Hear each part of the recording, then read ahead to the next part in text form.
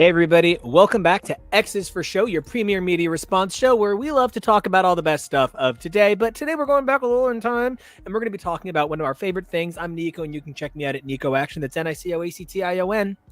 I'm TK. You can find me at TK Elemental. I'm Jonah. You can follow me places at Pete Jonah.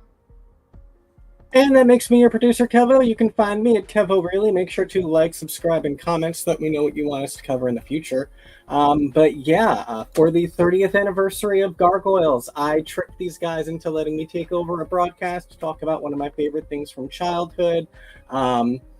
Just to mostly rap about the show and kind of be a commercial for the fact that it's still going in the form of a comic book, and it's still pretty cool. You know, and so you can check out my theme in the background. One of the things that always kind of gets my attention about things like when you're talking about Gargoyles, it was like a holistic experience. I remember buying whatever VHS had it, and of course, one of the things that sticks out in your memory is like that commercial where they're like, "Stone Warriors by night," or "Rocks by day," or whatever. Oh, are you already knowing? No, I'm not knowing, but we glazed past something a little quickly. What are we listening to? Oh, this is my interpretation of the theme song. There are a few of them, so definitely keep your eyes peeled. But yeah, one of the things that I think is like really legitimate to discuss is that I really think that people kind of like underestimate how memorable every part of Gargoyles was. Including the music, for the most part, not in a good way. I think the theme song really slaps. During this review, I was sort of like, somebody in that production team was like, what if everything was at a 10 always at all times? Wouldn't that be the most show you could ever give to a child? And like, I appreciate where they're coming from. The people at, the X-Men, the animated series office were certainly like, let's be making sure we're always giving them above a 7. But the Gargoyles people were like, no, like full band orchestra at all times. Does not matter if they are simply trying to walk a rooftop or if it is the biggest battle scene of all time. How many oboes can we fit around one mic? Let's test that. But anyway, Nico, I really do commend how you have managed to take the essence of some very lovely music, some very well composed music that we as children were far too Philistine to pick up on how great it was. And you managed to really capture the essence, add some synthwave groove to it. Is this going to be up on the Nico Action Music SoundCloud? Hopefully. Sure. I'm Okay. trying to build up a real good Disney Halloween playlist. Thanks for the plug. Yes. Big fan. Excellent. But speaking of children, Jonah, what's older, Gargoyles or you? Gargoyles. In fact, I am pretty sure you were born after all of Gargoyles was finished being televised, including the Goliath Chronicles, which we don't think about. Okay, Kevo, I think now is the time for you to do the deep dive. Something I'm really proud of is that, like, when we do this show, we don't just talk about what we love, we explain what we love a bit. Now, Gargoyles is kind of like a weird one a little bit because Gargoyles has such a complex history. It's been through so many weird experiences. But I feel like you're the guy to get us started where it started. Yeah, I mean, if even if just because something that I love to talk about a lot on this show is the fact that we grew up during the children's entertainment boom, which means that we saw so many brand new children's programming blocks that were bringing up new content, whether it was the Nicktoons and Snick or it was the Disney Afternoon, which is something that we actually have previously talked about on this show. So definitely check out our coverage where we previously talked about the Gargoyles comic, the Darkwing Duck comic, and a lot of different things from that programming block because, that's something that we grew up with and so imprinted on us very heavily.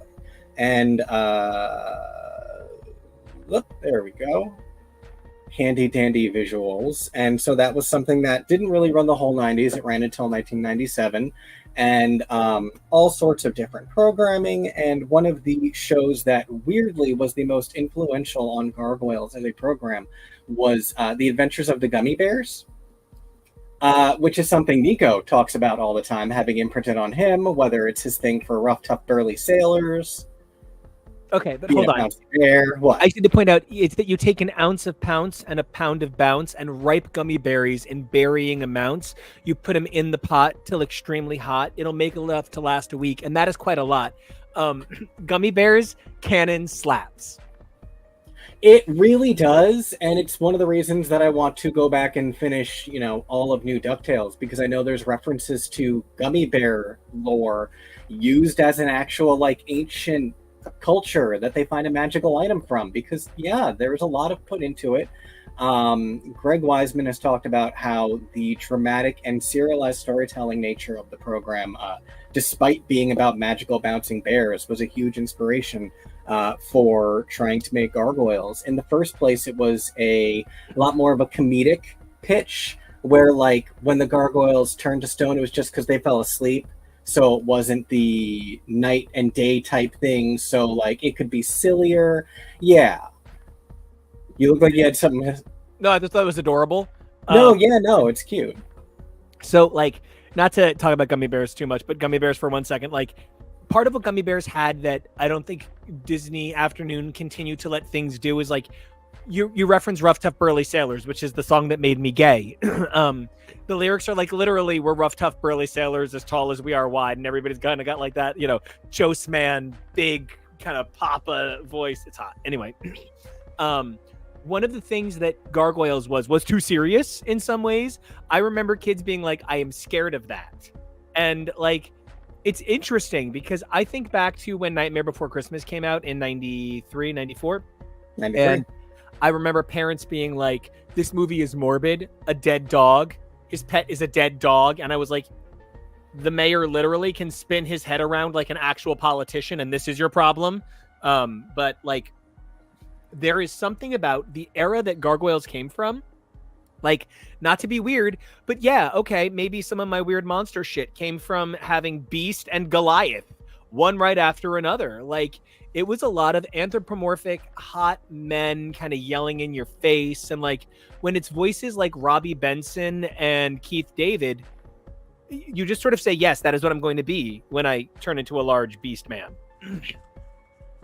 I thought I had one saved. I know I sent it to Tori the other day, but in the second season in the Halloween episode, Elisa is Belle for Halloween, because of course she is. And that's something that's really interesting about this show and its origins and where it started as well, is that I do feel so much of the way it was presented made it look a lot more horrific and dramatic even than it was, which it was very dramatic and it was very serious, but a lot of these ads were these demonic, horrific looking things that frankly didn't match up with the animation style of the TV show. When they did the initial comic, which is not canon, had nothing to do with the plans from the show. It's weird, and yet at the same time, the comic introduced Xanatos's dad before the show, and it's the guy. It's the correct dad. Kevo, it says from the explosive new animated TV series. You mean these stories are not exploding from the show? Talk to your boys at Marvel, because this is going to be one of 2 times that a comic imprint is going to have to close a Gargoyles title because they just couldn't afford it anymore. That's why they stopped producing this. It was around the time that Marvel went bankrupt. But look at this style. The fact that the claws, the talons are actual nails, whereas if you look at any other art, it's part of the hand. It's a full clawed hand. It's really weird. And that was actually the second concept pitch, was going to be a super dramatic. It was going to be one gargoyle by himself, and he was going to be very dark. It was probably a lot more Batman the Animated Series inspired, because Very Forever Night. They brought in several creatives from Batman the Animated Series, and so I think that also set the tone for a lot of the dramatic stuff. And then ultimately they married the funnier and the more dramatic, still, as TK even pointed out, hyper dramatic, going at a 10 at all times, But I don't think that it's congruent with a lot of the posters you see. I mean, even like the humor is also always going at a 10. Like when you review the first batch of episodes, there's this scene where they're exploring Xanatos's like The castle.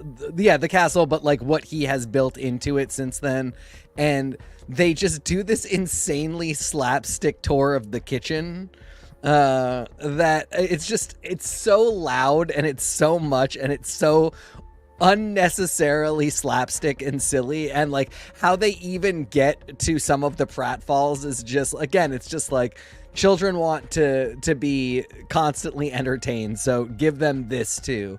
And I do think it speaks to what is smart about the show, which is like Keith David and Goliath are enough drama for the entire show at all times, let alone when you pull Marina Sirtis and Captain Riker into the mix.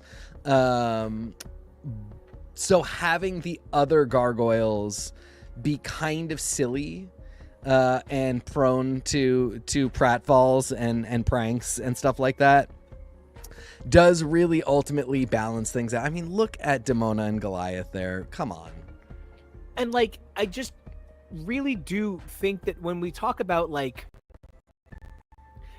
I mean this like as funny, humorous as a big Greek dude can, but when we talk about like the Zeb Atlas Nick Polusification of like human men, it kind of started with this, where the cartoons were so severe. Because like if you go a little bit further back, don't get me wrong, G.I. Joe is unrealistic, but G.I. Joe is unrealistic in a way that like 18-year-olds look now. Goliath is unrealistic in a way that is like kind of advancing the idea of the male hero in animation. Oh, and I have something for this too. Let's just not forget the season 2 episode where the humans were turned into gargoyles and the gargoyles were turned into humans. So we have this Goliath in a loincloth. We have confirmation that not only is Lexington gay, but he is a twink. Yo, but if I don't know Broadway wants to call me. I don't know what's going on with Brooklyn's hair, though. That's a lot to take in. But yeah, no, this, and what's funny is, Gargoyles was at such a time where we were both still making fat jokes about Broadway being named Broadway because he's broad, always talking about food. And yet Broadway is also going to be given plenty of dramatic fare. And like you see here, those are, they didn't draw a silly body on him. It's a pretty solid body. And I just want to say, like, Keith David sat back in his chair and went, yes, looks correct. You know what I mean? I too would. That's what I'd look like as a big white guy, sure. Jonah, I want to talk to you about big white guys. No, I want to talk to you about the nature of how your cartoonification is really different than ours. When I was reading the slave labor graphics comics, which, by the way, guys, way to name your company something horrible. So like, I grew up on Johnny, I grew up on Lenore, I grew up on Filler Bunny. Those were like my books growing up. Like, that's the comic that I understood. So like, when SLG did this, they did the Haunted Mansion thing. Please don't forget, we broke the Haunted Mansion missing story last year. So when I think about SLG's era of comics, they're kind of clunky because they're held down by their era. And it's really hard to explain to somebody a comic book era if they've never been part of it. Jonah, you were part of what I think might have been one of the greatest ages of cartoons ever. The cartoons that were designed for your generation were designed so that people my age would still watch, but they would help your generation catch up to my generation who were emotionally incapable. So I think about things like how Jackie Chan Adventures, one of the finest cartoons ever made, was, pitched at your generation. How does Gargoyles, watching something that is like literally steeped in syndicated maudlin, but then still manages to be joyous through it, measure up against things like the Fairly Odd Parents, where like you literally found Cosmo and Wanda, and I also want to add on the other end of that spectrum, Avatar. And children's dramas like that. And clearly, Kevo just made it obvious that he's the Wanda. That is fair. In a small little anecdote, it's a girl, Nickel. When I was speaking, first getting to know Kevo and Nico, Kevo said to me, if you need to know anything about the two of us, I am Wanda, and Nico is very clearly Cosmo saying, Weather? I thought you said feather. Oh no, yeah. That is how I was pitched, the two of them. And I'm the Timmy. This show... And the poof. Poof! This show is so fascinating because I'm gonna throw a reference. And I haven't even watched this, but from what I understand about it, it's kind of like the George R.R. Martin Beauty and the Beast, but animated. You know what? I absolutely would give you that it has that sort of 90s vibes. Wait. Like, Stop. Hold on. that's what he thinks of it as. Yeah, I know. Wait, but it's not, right? The one No, story... he wrote for it. Linda Hamilton? You didn't know about this? Oh, this is a fun broadcast to find out about this live on air. Yeah, George R.R. Martin wrote for that Beauty and the Beast. He was in the writer's room, and he Yeah, was he not wasn't. like, That's why it's- I'm like, First of all, it's not a George R. R. Martin joint. let's be clear. First of all, we should always refer to her as powerful masculine woman, Yes. Linda Hamilton, or she will bench press you to death. That's Butch number one. straight Linda Hamilton. She we makes need a specific stronger title man. for like her and Sigourney, and like they need a court title. Mommy. James That's just- Cameron's indestructible Dommy Yeah. mommies. Dutch. Well, yeah. Oh, good point. Anyway. No, but yeah, it has a very similar vibe. Something Greg Wiseman weirdly liked to compare Gargoyles to a lot was Hill Street Blues. But I think even insofar as the serialization, it's where he got the inspiration to be like, hey, let's do previously on Gargoyles because we're throwing a lot at these kids. One of the things I noticed, and I don't even know if I don't know if this is the first show to do it, but I imagine it started becoming popular because I think of things like the Teenage Mutant Ninja Turtles, Teen Titans, this idea of, oh no, tension, fade to black. And then fade into black, come back immediately on where you just left off on that tension. And it's that kind of storytelling that I think is very at home for cartoons that were airing when I was a kid and I was consuming. And I imagine a lot of, whether we started here maybe even a little bit before, but I can tell that part still even felt familiar in how the story structure of a Gargoyles episode goes.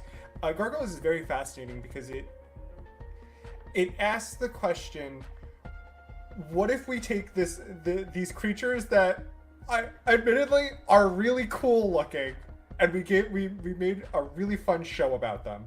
Because like when it comes to like monsters, like I don't think people are naming gargoyles. I don't think we're not talking about gargoyles enough.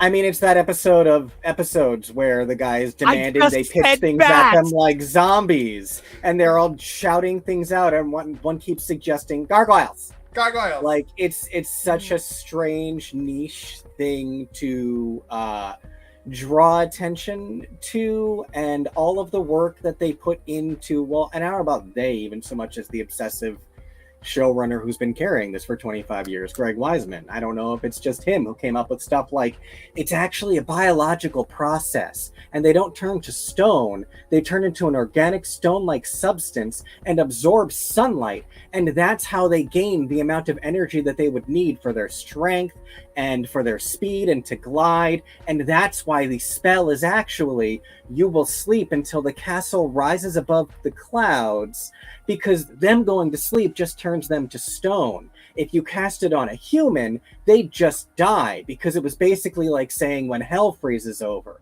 But because the gargoyles have this specific unique capability, this is what it means. Versus frozen in stone by a magic spell for 1,000 years. Technically, no, that's not the plot. It is this extra paragraph. But we can just say frozen in stone by a magic spell for 1,000 years, and it's just as quick. And that, frankly, is the epitome of gargoyles. As I'm explaining things, like I'm telling Jonah, for the purposes of this, for the experiment, watched the premiere and the finale of, the Disney afternoon run, and I was like, the thing you need to understand is that female gargoyle that you see joining them is actually Goliath and Damona's daughter, who's one of those eggs that you saw taken away, who they discover on the magical island of Avalon, where time moves differently. So now she's an adult and then comes back with them. Like, it's so much. It's so convoluted, and I love it anyway, but it is a lot. And even in the first 65 episodes of the Disney Afternoon run, they put so much in there. Absolutely. This show, because hearing these voices, I was like, oh, that's Elroy. I know Elroy Patinky. I know that guy.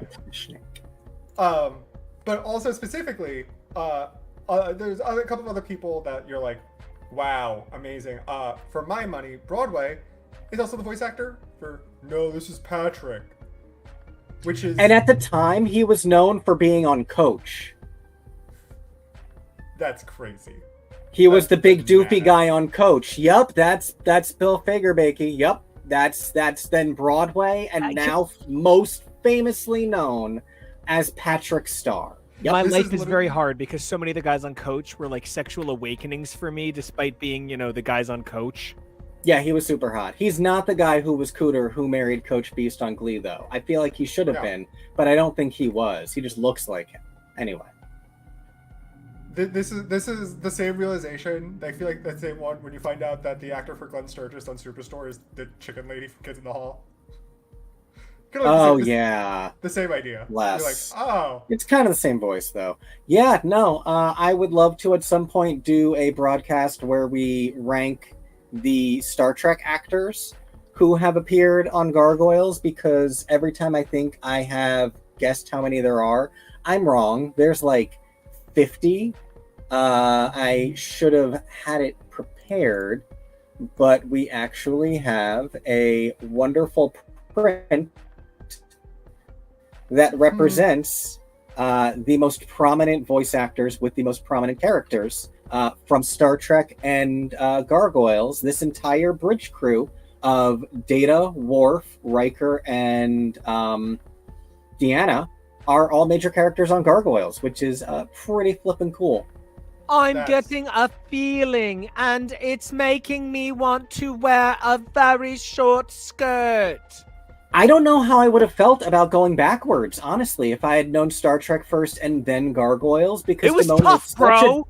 Damona is such a different character from Troy, and it was so much easier to detach Damona from the woman of Deanna Troi, but I don't know if I would have taken Damona as dramatically seriously as I do here. Riker as Xanatos, I don't know, I buy that.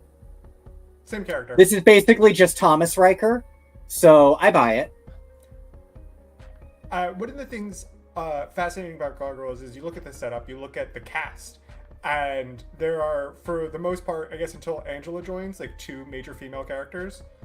And it was the 90s. I was gonna say that's very par for the course. A lot of, for what it felt like a while, a lot of children cartoon, especially if it was team oriented like this, often had one girl, and she was the girl. I think April from Teenage Mutant Ninja Turtles, not to keep circling back to that. Until we got Venus, yes. However, I genuinely wonder if that's how they were able to get away with some things that I don't think they would have been able to otherwise. Like the police captain is a woman. It's Maria Chavez. It is a Latina woman in 1995. Badass. And I feel like something they might have tried to talk them down from if they wouldn't have been able to point to, okay, find me another woman in this show. She's a minor character, so why not just make her a woman?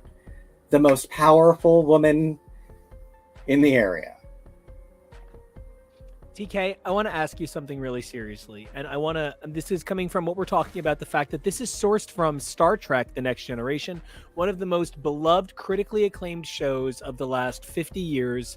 And, not to reference something right behind me that is of dubious consent at the moment, but many times I have seen Gargoyles both compared critically and sort of like content-wise to Sandman. And the fact that they both focus on the idea of Shakespeare, these characters playing pivotal roles in ancient figures who have continued on for thousands of years, secretly manipulating the world behind the scenes as they come together in the modern age to intersect with a gritty universe a la the Vertigo universe or the crime world of Elisa Maza. And how do you feel as someone whose formative understanding of fiction so sources from the ideas that are here? I'm not saying that at 8 you could have written this, but like I would have loved to have seen like 8-year-old TK's ideas about monsters born of watching Star Trek, born of knowing about comics. How did you feel about this, and how do you feel about it now, seeing it continue on in comics?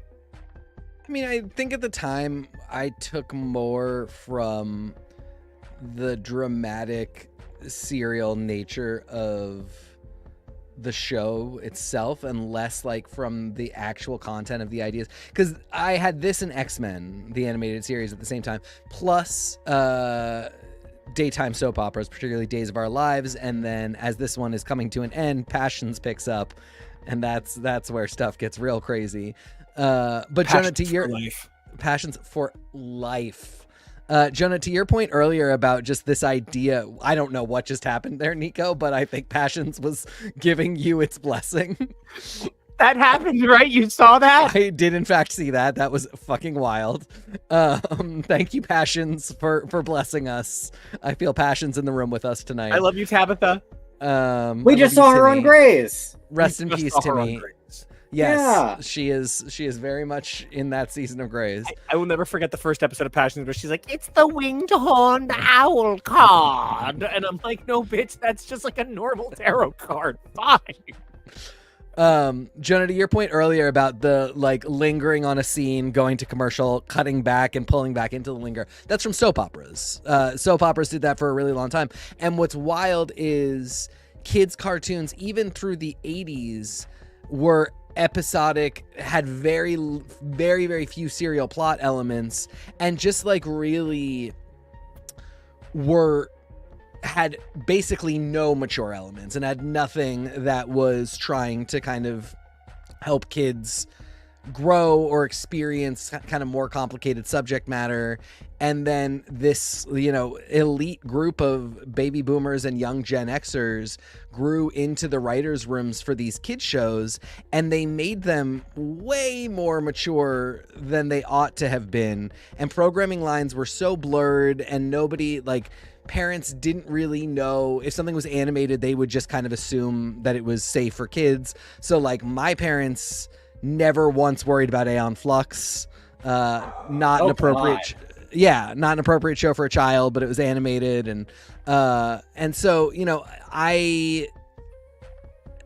Gargoyles, for all it is very much a kid's show, and you can see all the ways in which it's a kid's show, and those are great ways. The fact that they have a dog and it's just a gargoyle dog, the fact that they do silly pratfall kitchen exploration scenes, it is still absolutely a kid's show. They have laser blasting fight. Nico, you need to get your witch powers under control, friendo. Is this just light in your room? Is this just light from the window? Oh, is the window open? Yeah, the window's open. Yeah. Okay. I'll just go making fix. sure. Yep. No, take your time. Chill out.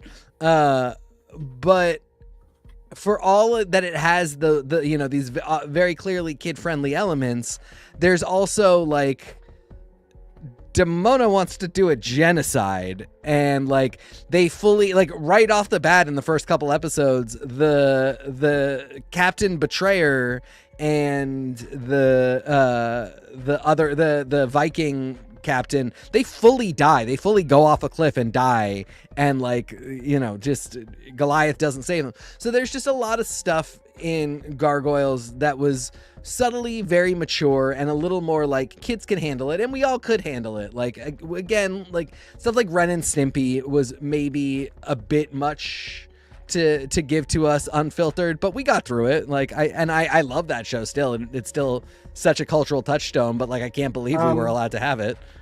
And just to jump in with a great example of Gargoyles content that I like to play with even early on, Elisa got shot. Yeah, There is an exactly. episode, the 8th episode of the show, Broadway learns a very hard lesson about gun safety Right. when he's playing with his friend's gun because he doesn't understand firearms. He's been asleep for 1,000 years. He's still learning. This is only a few weeks after they woke up, and he shoots her, and they like really battled the size of the pool of blood, but it's there at the end of the day, and they really wanted to show that this is not just any old kid show, that they wanted to do something. Yeah, there's sex, there's violence, there's very complicated relationships. And it was the same thing with X-Men. And really, that was what I took away from these shows more than the content. Because in my mind, I was already kind of writing my own stuff and had my own things that I wanted to play around with. But what I realized really early on was that, like, there's a lot you can do and have it still be, appropriate for your peers. And I think the older I got, the more I was always like, I want to tell the stories that I want to tell. And I would never like hope that kids didn't watch it, because everything that our generation got, I think, was stuff that like ultimately parents later were like, oh shit, we shouldn't have let them watch that. And then later they tried to make shows that were a little more like geared for kids. But then it just got unhinged, and I think I don't know. I think the lesson is always that like adults being like, this is kids media, is always going to fall into camps of people that don't get it and people that get it and try and subvert. And I think there's a point to be made, especially, Kevin bringing up that boom of child entertainment. You look at a lot of older cartoons, think of that Hanna-Barbera Boomerang Hour, where it was very silly, very stupid. There was nothing serious going on in any of those shows, teen stuff like Scooby-Doo, the Flintstones, the Jetsons, Pink Panther, Magilla Gorilla. Like, none of these shows had very serious undertones. They were just very episodic of, this is what we're doing this episode, and that was it. I mean, if you want to get into it, the most serious thing that ever happened in like the Flintstones is Fred and Wilma sharing a bed, which was groundbreaking. Literally groundbreaking for television. I know you're being I'm like being slightly facetious about it, but like, no, that actually, you're being modernist about it, but that's even the nature of conservatism controlling television for 100 years. And I think we have that wave, and you have people who grow up on that, and I think those are the people who saw that were like, I like this, but we can kind of be serious about it. We can kind of introduce themes and topics and give kids a little more credit, as opposed to thinking all kids are stupid and like they can't handle something like this. And we still not that more modern cartoons do this, but I know that there was this wave of cartoons who were episodic and were silly, goofy, fun times, and then later seasons were like, we're actually dark and serious, we're going to cover really heavy topics, and we're going to really, really dive into serious things. Tone shift. I think Ninja Turtles did that. I think it started sillier and got a tone shift later on. And I'm thinking of things like Adventure Time, Steven Universe, Star vs.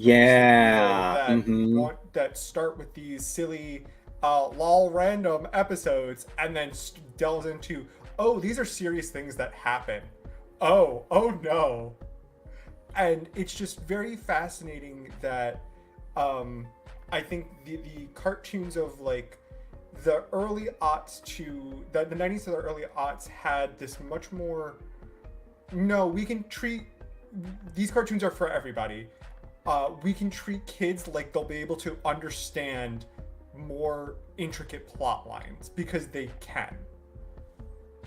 And to that end, I think like when it was created in the 1960s, when you think about something like maybe Johnny Quest, it was created with all of this sort of nuance, and now we understand race is absolutely fucking the shit out of Johnny directly in front of his dad, and it is not even a remote question. Hey guys, my name is Race Action. It's nice to meet. No, my name is not Race Action. There's Racer Action. It's his name. I mean, but yeah, Racer. No, I know, but for yourself, it's got to be Racer. We got this. The other thing that I really want to kind of touch on in everything you guys are saying is that for me personally, and TK, I'm so glad you brought up X-Men, and Kevo, I'm so glad you were on the ball and brought up Batman. But one of the things that when I think about these classic animated shows, one of the things that they taught me was how to sort of like evolve with the identity of what was changing. Like Power Rangers could maybe do a story where maybe someone they knew was food insecure, but Power Rangers didn't really do homelessness. Batman did like homeless crack addicted youth. X-Men did the mutant equivalent, which was always like Chris Claremont knew a dominatrix and she inspired him to tell a story, but like close enough. They always did the mutant aids. Yes. Like, we can never forget the mutant aids. It's their legacy virus. So, oh God, what a terrible and that's thing what Demona does. She wrote to make a legacy virus. She's pissing She me does off. do that at one point. She's got a lot of plans all the time, and she never learns, and she's going to be alive forever, so you'd think she would learn. Well, She's kind of like Kimberly from Melrose Place. But one of the things I want to legitimately compare her to, and this might sound like maybe even I'm being a little bit silly, but when I think about Demona and I think about the sort of way that this character keeps growing bigger and bigger, I think that in many ways, I'm trying to like phrase it right so nobody laughs at me. I think in many ways, Gargoyles is basically Blossom, and Demona is the act of growing up and change and recognizing that the things about your childhood that you thought were stable will never be those things. And for the most part, the majority of the clan fills in the roles of her family, and Hudson fills in the role of Nick, one of the most perfect TV dads of all time. He played jazz piano. And so I find myself thinking really intensely about what made classic Gargoyles classic Gargoyles. It was born of an age of Blossom kids. I don't know about the future. That's anybody's guess. But then when I look at slave labor graphics version of Gargoyles, it feels very much like Dirty Sexy Money. And when I look at the current age of Gargoyles, it feels like Greg Weisman is a big fan of elevated cerebral storytelling like The Good Wife. And he's trying to make sure that these characters, despite their humble beginnings, can grow into characters like Falstaff, like these bigger than life identities that they're trapped by being invented for a cartoon. I think about how many video games that like me, TK, and Jonah think about are some of the greatest stories we've ever experienced, but people don't take them seriously because they're led by a cartoon badger. And like, what's so bad about these beautiful stories about these timeless characters being slightly encased in stone?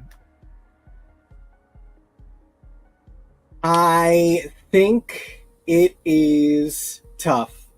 It is a tough position.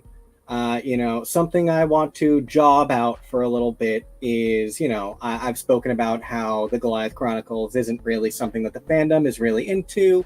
They were disappointed by the ending of the show, but this had a really, really strong fandom. And through the birth of the late 90s internet boom, where you were seeing a lot more people connect, Greg Weisman connected with the fans through a site called Station 8's Ask Greg, where he would interact with fans and blog and talk about the production of the show and the experience of it, answer questions, and has spent the last 25 years relaying information, discussing future plans, laying out tidbits. Something that was, I feel, a huge problem for the SLG era of the Gargoyles comics is it wasn't really until the second volume of the comics that we started seeing things that were brand new. A lot of the first few issues, the first three, were rewriting the first episode of the Goliath Chronicles and making them more in line with the direction this would go for a new season 3. And then the very next arc after that was a story that Greg Weisman had been telling us for a very long time about the way that Goliath and Elisa's love story would sort of get its first steps. And so even for the fans of the series who had been following around forever, it wasn't anything exceptionally brand new. It was still trying to find its footing in this new world. Because who wants to take a guess at how many spin-offs there are, like, named that Greg Weisman would love to do for Gargoyles?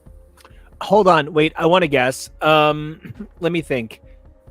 It has to be a number that's realistic for Greg Weisman, but not realistic for other people. A zillion! No, for real. Kevo, you have been telling me about spinoff after spinoff for like literally like 2 decades now. It's 8. 8. There's 8. Wait, is that 7? Did I miscount? I miscounted the men. Well, 8 if you count the main show, though.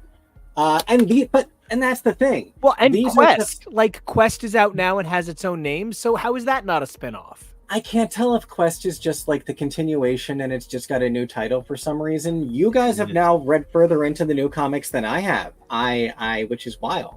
I do think it kind of is that. I mean, I think it's, you know, and also we got to talk about the fact that this is now at Dynamite and not at Marvel. Dynamite, so dynamite. But yeah, I mean, I think they did this 12-issue run, and this is essentially just a mini to tide over. It's not really, it seems to me like they could keep doing these forever, but it's not really clear if they're going to do like another volume of just 12 issues of a Gargoyle book, which I would love. Jonah, I'm so sorry. No, and I would love that. I would love it to continue being continued. I love everything that they're doing. I designated the images that I used on this for a reason, because the lower half are ones that are still hopeful. Some weirder than others. Heroes of Ulster is a really weird one. But then these up here are the ones that have already either started or gotten the groundwork. Bad Guys happened at SLG. This variant cover for Dark Ages is concept art from the pitch reel that Greg Weisman would show at the Gathering of the Gargoyles conventions that went on for 13 years for a pitch of Gargoyles Dark Ages as a TV show. Time Dancer is now something that is, whether it gets its spin-off explanation or not, is canon, is something that is an event that happened in Gargoyles comics where Brooklyn was picked up by the Phoenix Gate, traveled for 40 years, came back 40 seconds later, and is now an adult with a family. And that's introduced into the main timeline. So whether we ever get the full spin-off of Time Dancer, it happened. I just want to be clear that they stole Brooklyn's entire story from TK's bar mitzvah. I believe that. That actually tracks. Oh my God, you are the Brooklyn. Anyway, it's a compliment. I love Brooklyn. Brooklyn's very popular. You are the de facto second lead after. It's so funny.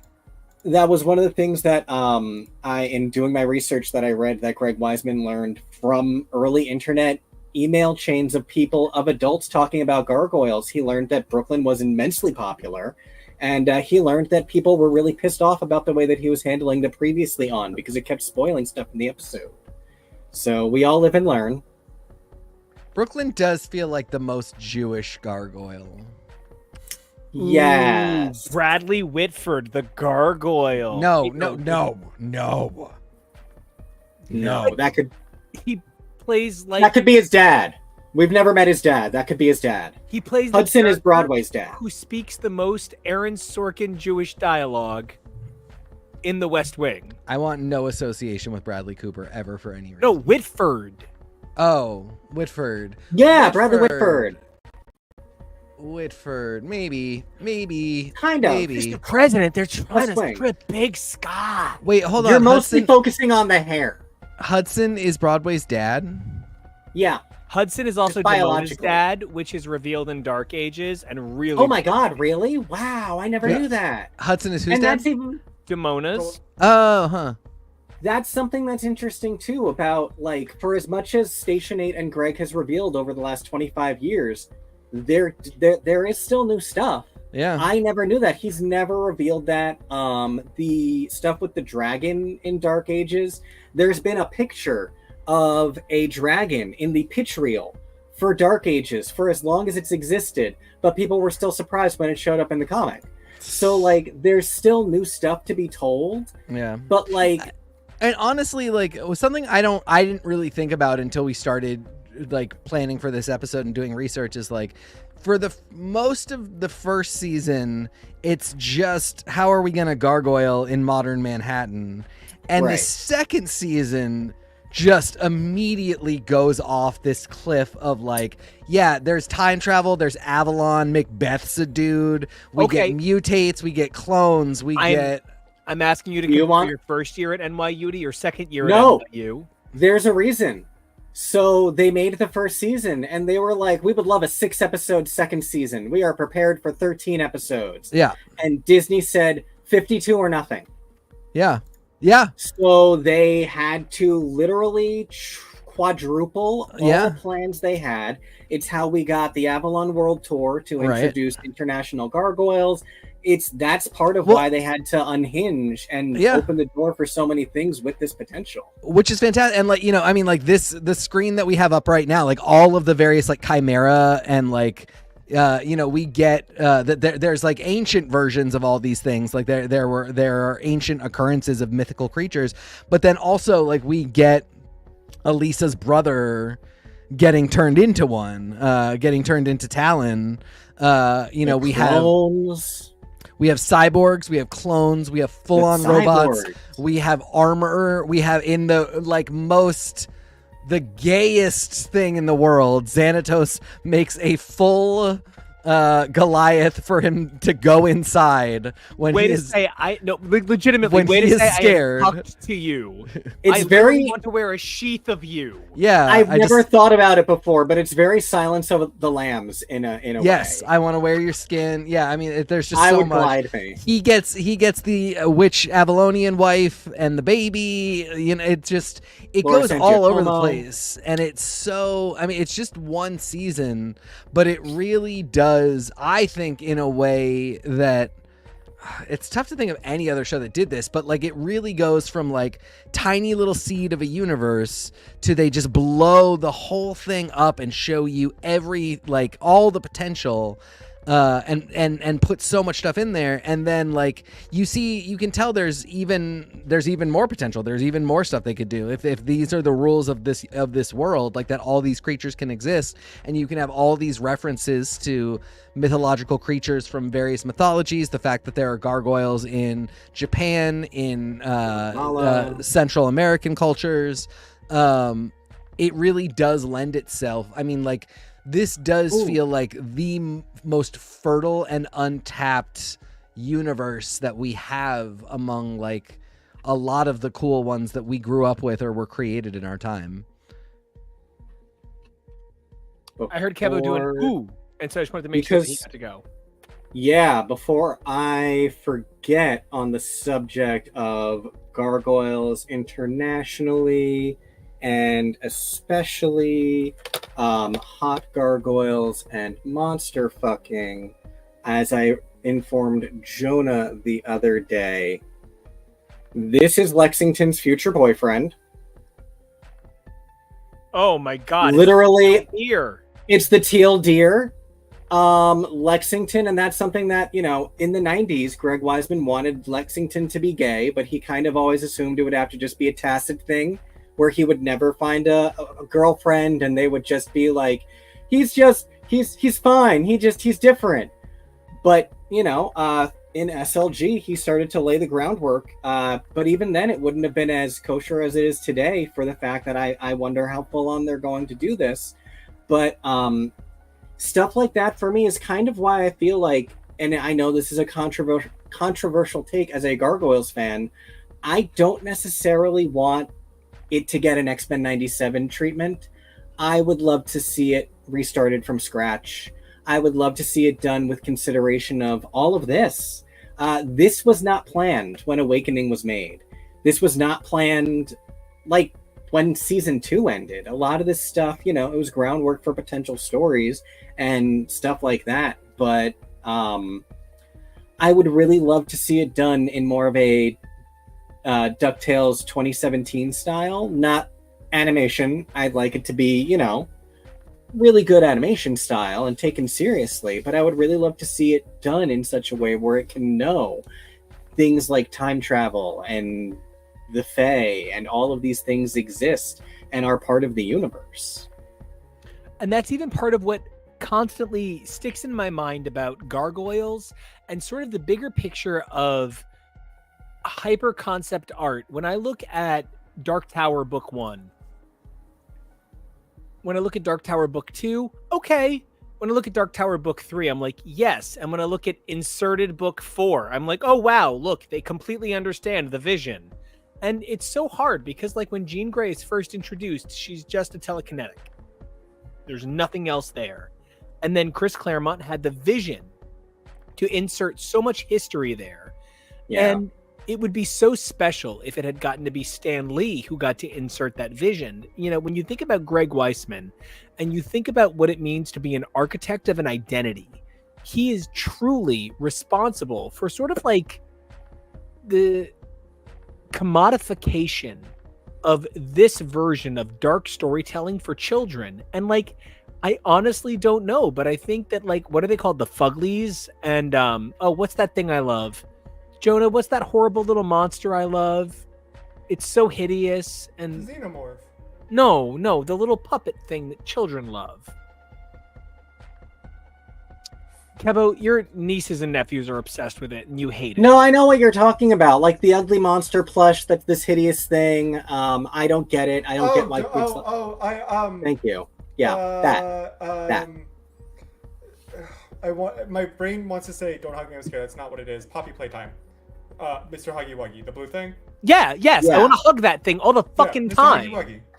And I do not believe that it would be possible without Gargoyles for that to exist. I think that Don't Hug Me, I'm Scared, one of the absolute best pieces of internet media of all time, couldn't exist without this. And there is a level at which, as somebody who grew up on 30 bedtime stories to scare you, who, like, I don't know, like, if I had an OnlyFans persona, I don't, but if I did, he would wear a ghost face mask all the time. Like, as somebody in that sort of vein, I think that Gargoyles plays a humongous element of our romanticism of fear, horror, and sort of the accessibility of gothic entrancement. Like, it's hard to talk about because, like, obviously this is a show for children that I experienced as a child, but much like Animaniacs, when I look back on it, I kind of feel weird about the fact that I was pretty obviously sexually attracted to Yakko. Oh, why are any of you looking at me like that? You're Yakko though, right? So that's a weird one. You normally hate you. Like, you hate Jeff Winger, you hate... So that's interesting. Yeah, exactly. So that's wild that you like Yakko. No, you know what? You were younger than Yakko, so he's an older brother to you when you were younger then. Got it.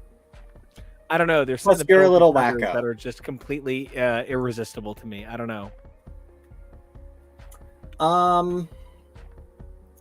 Yeah, it's like I was saying earlier, I think this show, for when it was made, they had to work so hard to get the quality that they were able to get past the censors, past Disney, and everything was so incongruent. It's why I've got this one up, because, like, this is not the same style that the show is, but it was one of the biggest posters that you would see everywhere on every comic book.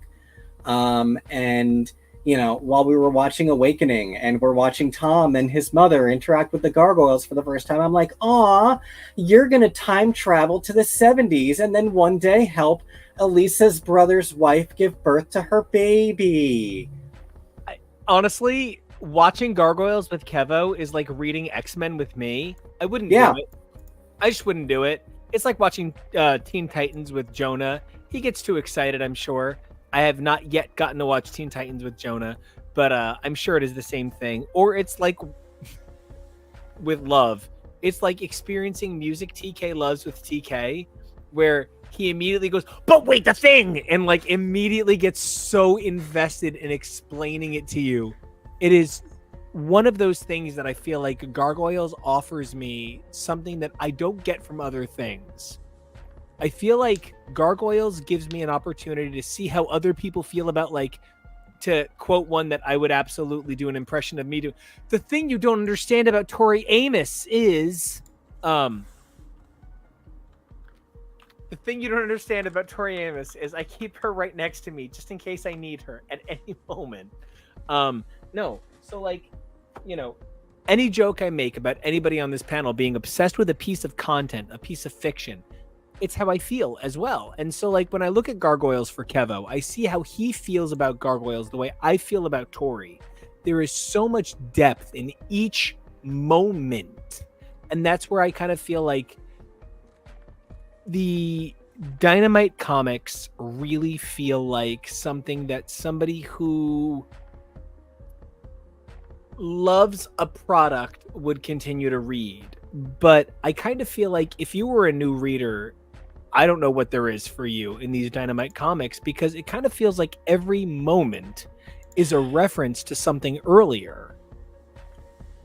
Well, and that is why I wanted Jonah to be the control group that he was, of having seen such a limited amount and then reading the comics. How do you feel about it for someone as a brand new reader here in 2021 when it started, now 2024? If you are anyway interested, and for some interesting reason you don't have access to the Disney Plus app to be able to watch the Gargoyles TV show, and you somehow are able to have access to the comic books, the new run tell you everything. Then that first issue literally is just a catch up of essentially this giant just previously on Gargoyles, and just explains everything. And when they're like, we don't need to talk about it, that's just what you need to know, you're like, okay, cool. There are so many like things that they go into, like Eliza's brother being a mutate and him injecting himself with different animal DNAs and becoming a gargoyle. I will be honest, when this first came out and the first issue came out, I, as a literal long Gargoyles fan, was kind of put off by how info dumpy the first issue was. Now that I have reread further into it, I feel like it gets a little less intense over the next 2 and 3, but it's still a lot of information. And that first one was like every other page, that's this, la la la, by the way, my life's crazy. I mean, yes, this is the blessing and curse of all this.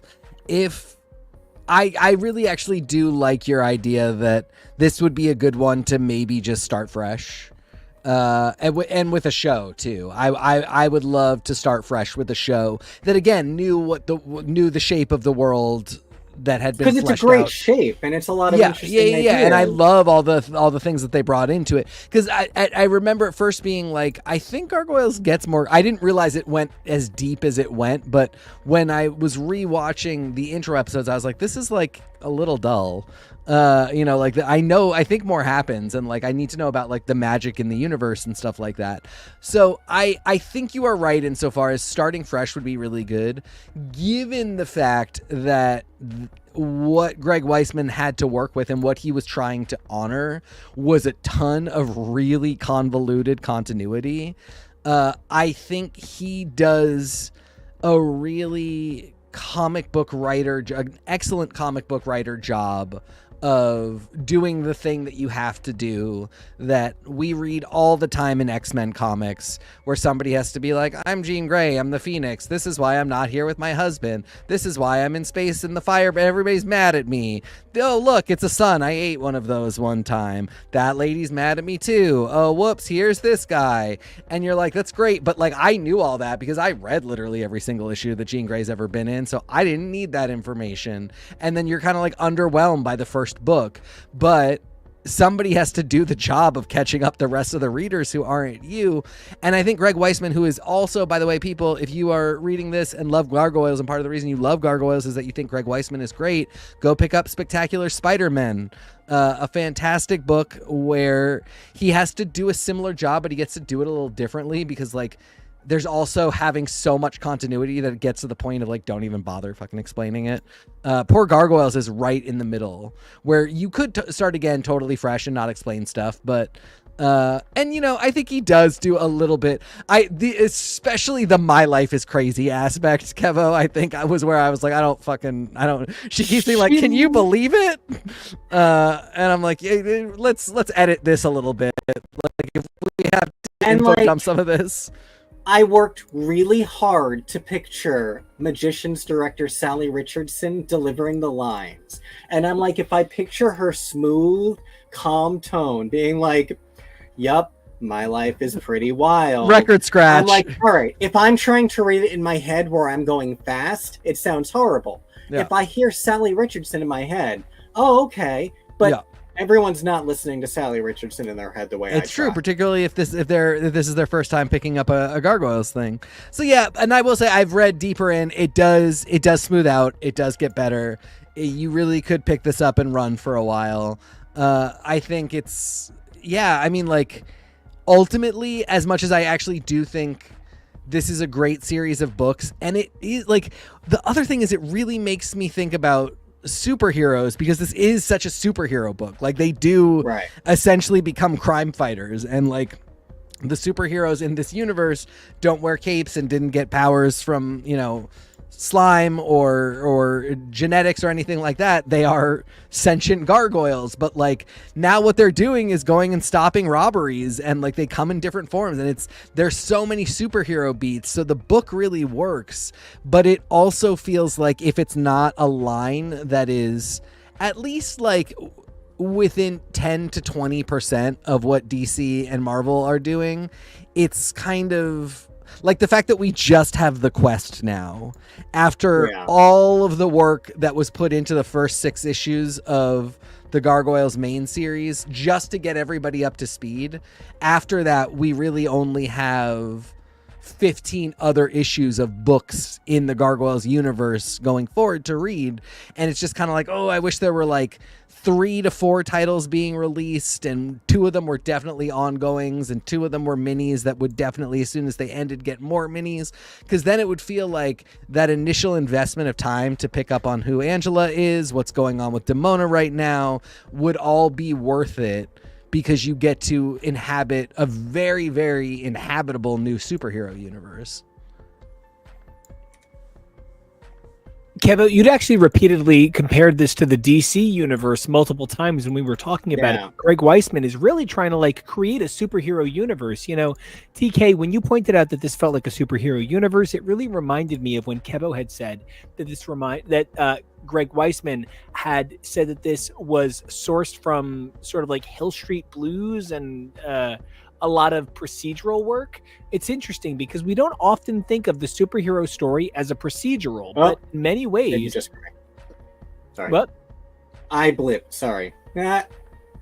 We don't often think of the superhero story as a procedural, but in many ways it really is. And TK, I love that you're pointing out the ways in which this sort of is a natural fit for that sort of superhero universe, because if you are reading the comics, I would point out that the comics are basically Spider-Man gang war. It is so frustrating for me how little I care about these like 4 and I hate to say it, but like ethnically warring crime families. This doesn't feel thought out. This feels as a result of 1993. I don't agree. I think it feels thought out. I just think it was the wrong decision.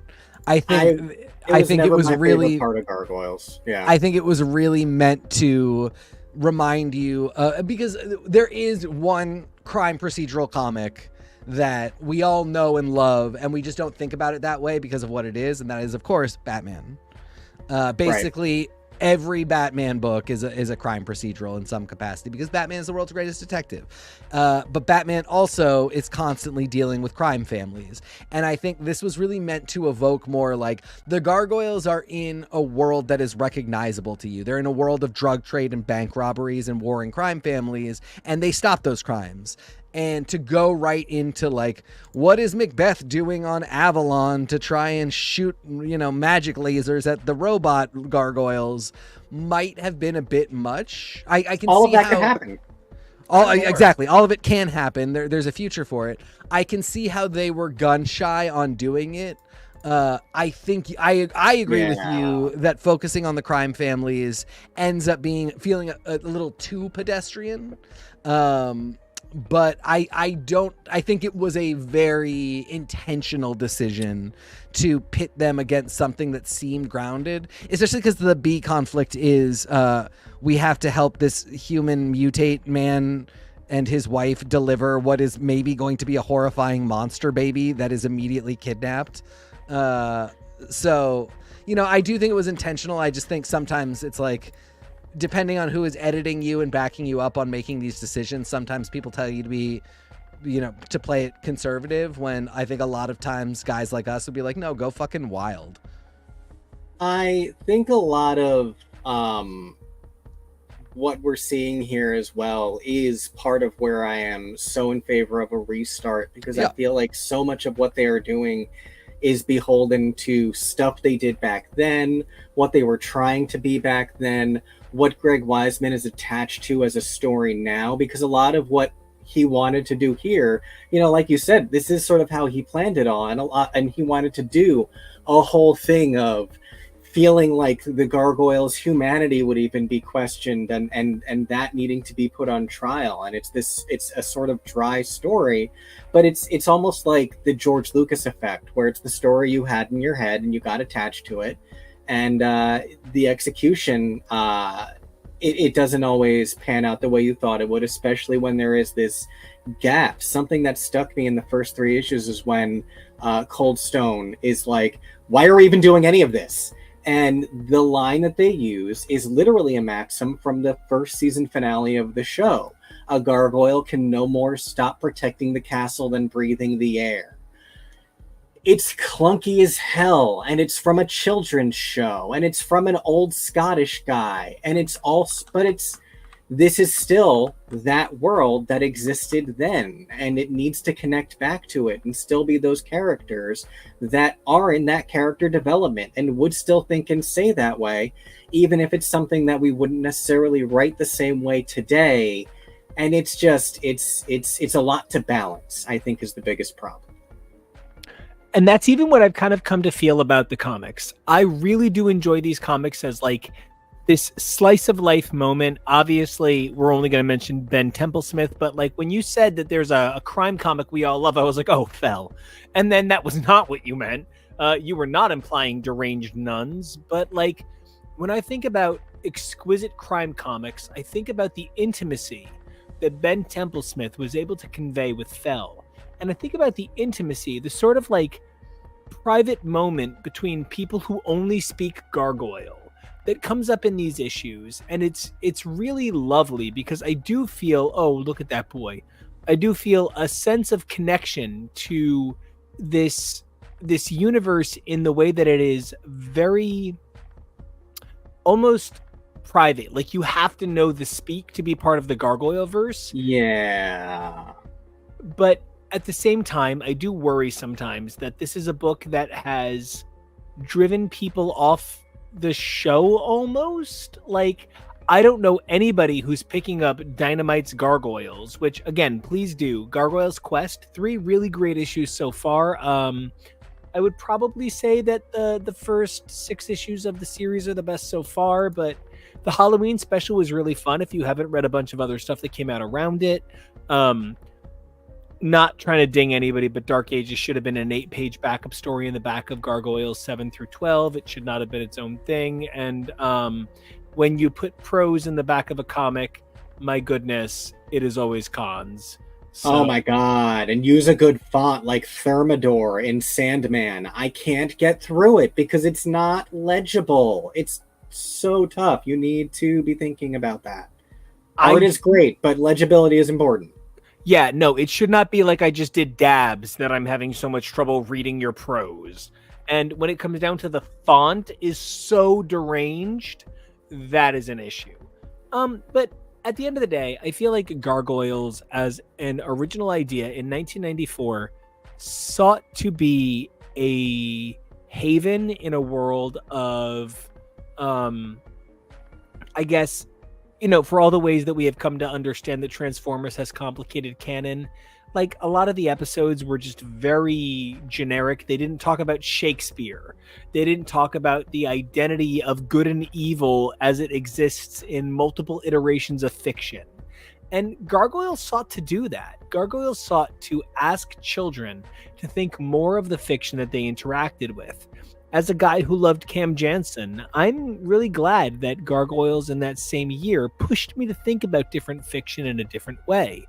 I wonder how much I would be a fan of, like obscure, silly media that relates to children's fare if it hadn't been for Gargoyles being that sort of like bridge between the two that helped me to understand that children's fare could also be intellectual. Yeah. Oh, I done broke the show. So, Jonah, I'm going to start with you. What I would love to know is, number one, which gargoyle would be your boyfriend? Number two, which gargoyle would you just want to hang out with? And number three, what is your favorite thing about the Gargoyles verse?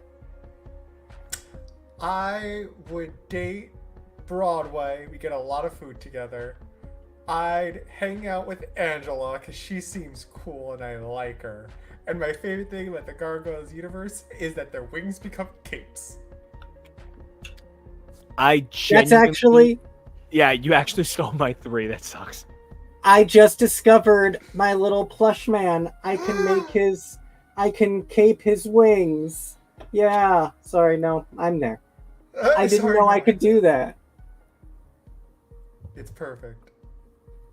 So Yeah, no, he is the most handsome little man. I love him. And in case you didn't notice, not only can they cape their wings, Lexington's wings are actually pierced so that he can wear his loincloth.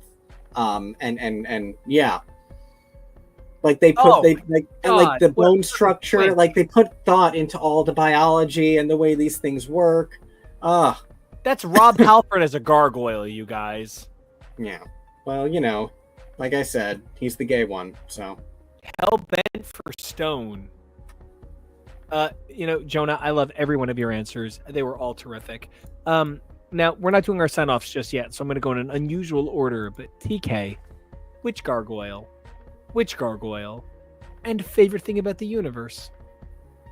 I think I want to date Lexington. He's adorable. I love him very much. And tech, you have that in common. Exactly. He's my little tech boy. I think I probably... Good day, you want to hang out with Brooklyn. Bad day, want to hang out with Goliath.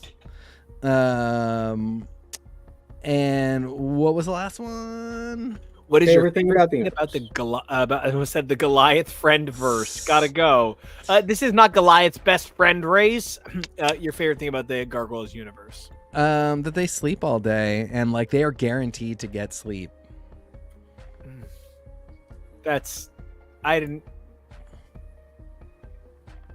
I'm kidding, but only slightly. Kevo, who is your dream date gargoyle, your dream friend gargoyle, and what is your dream element of the Gargoyles universe? I'm a switch, so the cerebral bottom in me says Goliath, but the top in me says Lexington, obviously. Hang out with, I loved Jonah's answer of Angela because she's lovely. I feel like Macbeth is a really good answer too. He's been awake for 1,000 years just so far, so he's probably got a lot of interesting stories and is going to be a lot less terrifying than Timona. So yeah, that. Favorite thing about the universe, this is a world that, I've been reading Station 8 Ask Greg Answers since I'm 14 years old. I made this list of spin-offs with love because I would love to see every one of these be manifested as stories somehow. Damona's going to make it all the way to 2198, folks. Is she going to be a good guy by then? Maybe. How's that going to happen? I don't know. Hold on. Sandra Nova even turns around by Here Comes Tomorrow. So TK, put that judgy, by the way, that judgy face is in a very cute hat. put that judgy face away. Well, and I think it depends on how you measure good guy. Will she be helping Goliath's descendants? Probably. Is she going to still be a murder girl? Probably.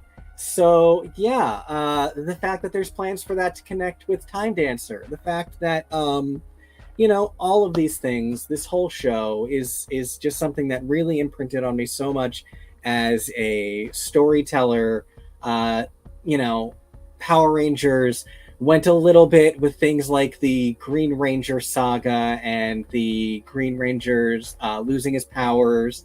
But even then, it was a show that was mostly Monster of the Week, Episode of the Week. This was something that really introduced me to serialized storytelling in a way that can be accessible and doesn't have to be as intimidating as something like Stephen King, which is wonderful, but, a lot. So that's something that has always meant a lot to me about the universe. What about you? Same questions. Oh, we get put on a list, but obviously Angela, right? Obviously, she's the sexy firecracker who would be the Clyde, the Bonnie to my Clyde. She would be so much fun. She and I would get into so many hijinks. She'd be my personal gargoyle, Sabrina Carpenter. She's such a good girl. You are so off base. Angela? Do you mean Demona, her mom? Demona's wild. No. Angela's a little priss. She's a Girl Scout. Yeah, because she hasn't met me yet. All right. Jonah 7 years ago. So I'm just saying. You would go total Broadway with her, and you would be this good guy who's all about reading. However, I would like to go hang out at the Cigar Den with Hudson. I kind of thought that might happen. He and I have a lot. It was going to be him or Angela in either position. Yeah. So giggity. Hudson and I would have a lot to talk about news and you got spunk and plenty of Hudson related things. That said, my favorite thing about the Gargoyles universe is that there is a sense of you never ever know what else there is. Personally, I think the keys to power and the new keys to power is a little silly, but there is something about the excitement of getting to be part of that experience. Whether it's the new keys to power are just iterative of other things that exist within the Gargoyles universe, or I'm sorry, guys, Gargoyles is hard to say after an hour and Gargles. I always feel the Gargle. The Gargoyle. So no, but truly, I just learned about the new keys to power this week, and I'm not thrilled. And yeah, it does speak to Owen, the Pied Piper, and his pipe is one of the new keys to power. But anyway, sorry. No, absolutely. I just really think that one of the things that makes Gargoyles one of the most exciting universes is that it has as much imagination as the Marvel Universe, even if it has as few pages as any Image comic. So I myself am a big fan, and Jonah, it has been so exciting to get to share this with somebody who is... Oh, hold on, Jonah, how old are you? 27. Oh, okay. So, little baby. And how old is Gargoyles? 30. Okay, so as somebody 9/10 as old as Gargoyles' little brother, I would love to get your final takes on this unbelievably brave universe that really truly transformed the landscape of children's television so that you would grow up in a world that challenged you, that you would grow up in a world that excited you, that you would grow up to be a brilliant engineer and have these unbelievable ideas. If it hadn't been for Gargoyles asking us to push children further, I don't know that we would have a generation as special as you, though of course you would certainly be this special. So from the mouths of babes, as was once said by Mark Metcalf in way too much face makeup. What are your final thoughts on? Right? I was thinking the same thing. At the same time he was born. Right. So, what are your final thoughts on Gargoyles? Where can everybody find you? And when would you like to do our Goliath Eliza cosplay? Tomorrow for the cosplay. Oh, you'd be a great boy, Lisa. Wouldn't he? Oh my God, we'd be so Lisa. I, at a convention once, saw a very lovely young woman in blue denim jeans, a red jacket, and a black tank top, and everybody knows me. And I do not do this, but I literally did go up to her very timidly and was like, I'm sorry, are you cosplaying Elisa Maza? And she was like, yes, I am. So good. So yeah, people do it. Y'all do it. Y'all do. Boy, release Elisa. No, that's on Drag Race UK, which we'll be talking about tomorrow. This show is great. You want a good time show? You want a show that's dark, edgy, full of love, and really hot, sexy gargoyles? Because they are very attractive, and it's you understand why a lot of people you get why she does it. You get it. You would too. I think this show is so fascinating, and I'm so thankful for this show for the doors that it's opened. Really, that it was able to start the idea that kids can handle, that cartoons can be for everybody, and kids can, and especially kids can handle much more thoughtful episodes and ideas of things interconnecting. Like, you're giving kids the credit of they're coming back next week. They're gonna watch, and I think this show really, for what it was groundbreaking for being in children's entertainment, and I hope that it continues to be groundbreaking and that it continues to eventually get its flowers and that more people get into it and get to love it as much as I've being able to come into it and enjoy it as much as I have been. So, thanks Gargoyles for all that you've done. And if you want to thank me for, I don't know, you can find me places being so cute. Jonah, it is so important because something I think about is my dad sharing new Johnny Quest with me. And I made the Johnny Quest joke earlier, but as a guy who I never once was like, oh, I want to be Johnny. I was always like, I am race. I am 9 and I am race. There is something about the way cartoons allow you to be free. I identified with Beast's body, even if I didn't identify with Beast's brain. I identified with Batman's brain, even if I didn't always identify with his world. There is something freeing about the idea that cartoons let you become who you're going to be. I would genuinely compare the quality, the concept, and the depth of the canon on Gargoyles to truly one of my favorite shows aimed at your generation, Yu-Gi-Oh! The absolute level of thought on canon on Yu-Gi-Oh! I want to be Yugi. Not even a question. And so getting to see you enjoy something that influenced me when I, by nature of time, got to experience something that influenced you is it's just really special. And do you kind of see what I mean by the depth of canon on Gargoyles and Yu-Gi-Oh! Is sort of comparable, even if it's completely unrelated?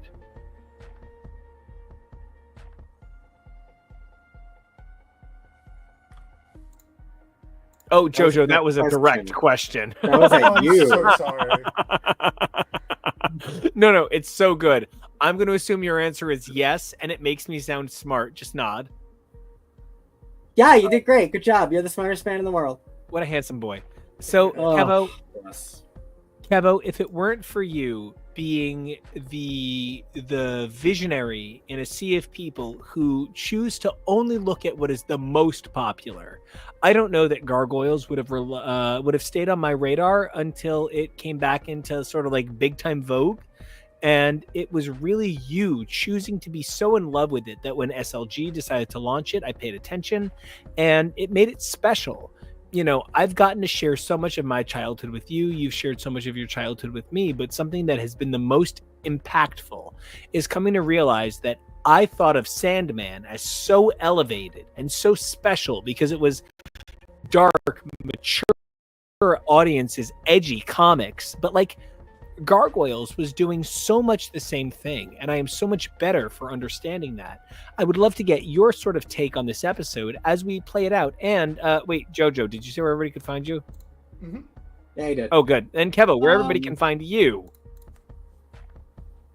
let's not rewrite history. Part of what turned you on to Gargoyles when I was turned on to Gargoyles is that you were turned on to me and trying to get me to fall in love with you and wanted to be my helper in getting my new Gargoyles comics when they came out. Oh my God, have you ever made out with you? You'd understand. No, it had made out with you, and we're coming up on our first makeout anniversary on Halloween. I was having surgery on November 1st and was positive that in case I died on November 1st, You needed to go for it. I would not die having not made out with Kevo. And so I very awkwardly made out with him for like 20 minutes and then got in the car and drove to work as physically uncomfortable sitting as a human being can be. So happy anniversary on that coming up. And yeah, you know, it's all a journey. It's this has been such a journey, and the point that it's at is such a journey. And you know, I'm into so many weird niche things that you've indulged. We haven't even talked about Jeff Smith's bone. Talk about things with weird journeys. Talk about things that can't get started. You know, I'm nervous with Quest being a miniseries and not knowing the future of this because I want more of it. But like I said, I want it restarted. But will they ever even give that to us? Jordan Peele has talked about wanting to do a movie version of this. Someone else was just announced as being picked up for doing a movie version of this, but I'm literally not believing anything until it enters production anymore. Not just for Gargoyles, but in all of Hollywood with how crazy stuff has gotten. It might even be produced and never released. Who knows? But I think it is such a rich and interesting canon with such a variety of things that can draw in such a wide audience. And I loved getting to talk about it. I loved talking about it in this season of Star Trek animation with how many Star Trek actors were on Gargoyles. So I would love to do that Star Trek ranking broadcast. I'd love to do another broadcast talking about all the spin-offs. Yeah, I think it's a fun thing. So hopefully y'all enjoyed us talking about it and want us to talk about it more or things like it. I know Nico's dying to talk about more Darkwing. I'm dying to talk about more DuckTales. So let us know in the comments and what you want us to cover in the future. And you can find me on the socials at Kev O'Reilly. That's KEVOREALLY. TK, you are the visionary voice of my, I'm going to do that thing. But like, obviously I didn't know you when this show came out, so I couldn't follow in your footsteps thinking it was cool. But you were out there and you weren't looking for him. Why weren't you hugging me yet? So, one of the big things that I think about is how like this show was something that was on in the background of my aunt's house at 4:30 on, whatever days of the week it was on. I would love to know how you feel about Gargoyles revisiting it as an adult, recognizing the ways that it has influenced fandom. And as somebody who is going to influence fandom, as somebody who influences fandom with this show every week, I think it's important to consider the ways in which, our childhood and the fiction that developed us goes on to shape our perspective. I thought that if I talked slowly, it would make me stop jumping, but I guess not. TK, take it over.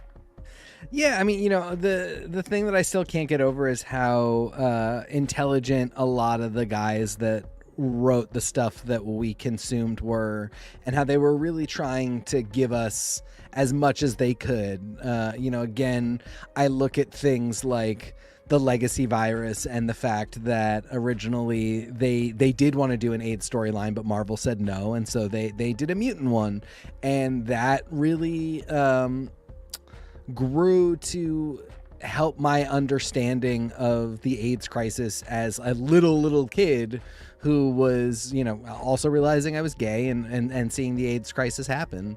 And similarly, like, Greg Weisman is a genius and really put a lot into Gargoyles that was mature and adult and was really meant to, I think, not just entertain kids, but kind of include them in the conversation and acclimatize them to things like, complicated relationships, romance, just kind of the bitterness of spirit that people develop sometimes and how that can destroy friend groups. And there's just so much in Gargoyles. And I think it's still applicable today. You know, I will say, one of the big things with Gargoyles is I found it much more watchable than X-Men the Animated Series. X-Men the Animated Series is really pretty painful to watch a lot of the time, with you know, some select exceptions for episodes that are really special, and you know, the Phoenix Saga and the Dark Phoenix Saga are really fun, but like there's a lot of just like not great animation, not great writing, not great dialogue, and there's cool stuff built in there too, but Gargoyles is for the most part pretty smooth. It's not the most entertaining thing, and yeah, it is absolutely still a kid show, but there was a lot where I was like seated and really taking notes in terms of serial storytelling, children's storytelling, fandom, you know, what seeds I can see planted in this show that have grown into fruition 20 years later. So getting close to 30 years later. No, already 30 years later. Sorry. Thank you. We did establish that.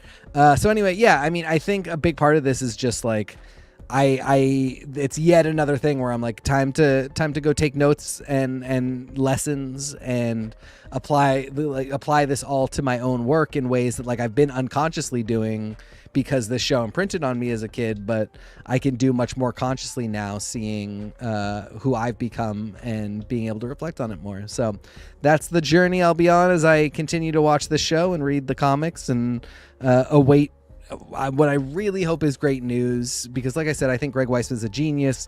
Young Justice was fantastic.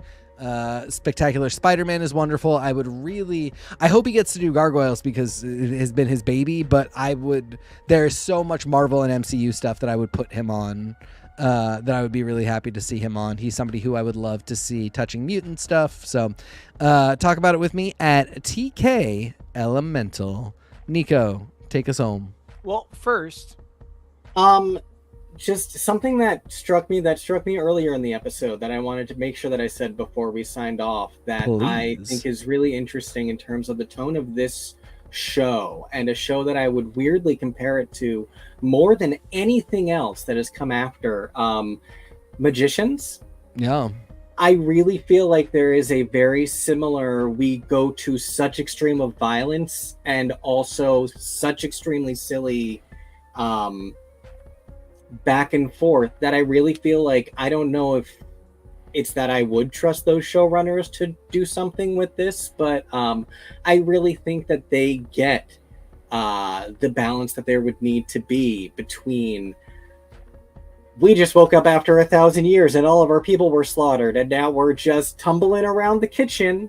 You know, Magicians was always doing back and forth between that kind of extreme drama and comedy, and I would love to see that influence now reverberate back into it. I would love to see that as well. And if you want to follow me, you guys can check me out at Nico Action. That's NicoAction. And if you want to check out the awesome music playing in the background, you guys can check that out at Nico Action Music. That's NicoActionMusic. And if you guys want to check out more about the show, that's HTML, X is for show, and X is for podcast on all your socials. But 3 things you guys can do for us. Number 1, you guys can like. Number 2, you guys can subscribe. Number 3, you guys can comment. Said it in the wrong order. It's fine. No, you know what? Comment third. I'm kidding. No. Yeah, like first, subscribe second, and comment third. That's fine. But 3 things you guys can do for yourselves. Number 1, you guys can stay safe. Number 2, you guys can evolve daily. And number 3, you guys can be brave. We want to see you guys to do all those things before you come out and hang out with us tomorrow for our drag race coverage. We are going to crown a global winner. I nearly said clown a global winner. Well, we'll talk about it, won't we? Won't we? But until we come back to talk about global winners, we're going to have a great night. We can't wait for you guys to do the same. So stay safe, be brave, evolve daily, and we'll see you then.